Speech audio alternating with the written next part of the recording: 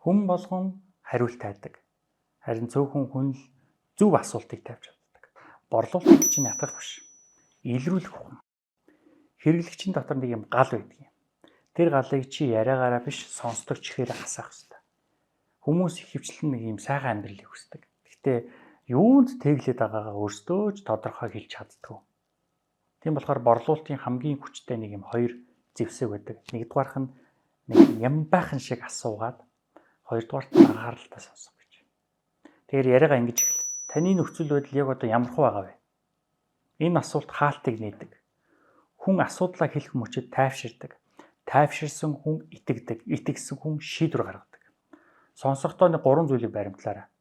Нэгдүгээрт нь өдөр тутмын бохимдол чинь яг юунаас эхэлж байгаа юм бэ? Юунаас үүдээд байгаа юм бэ гэж.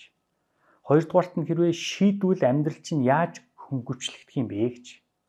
Гуравдугаарт нь та өөрөө шийдвэр гаргах мөн үү эсвэл өөр хүн байна уу гэдгийг мэдчих. Энэ гурвыг ойлгож чадвал үн гэдэг чинь дайсан биш, утгатай тоо болж өгнө. Ийм мөнгийг төлөөд ийм амар амгалан авна гэдгийг мэдэрмэгц хүний дотор тэр сонирхлын гал нь асчдаг. Тэндээс л бодлуулалт эхлээд байгаа юм да.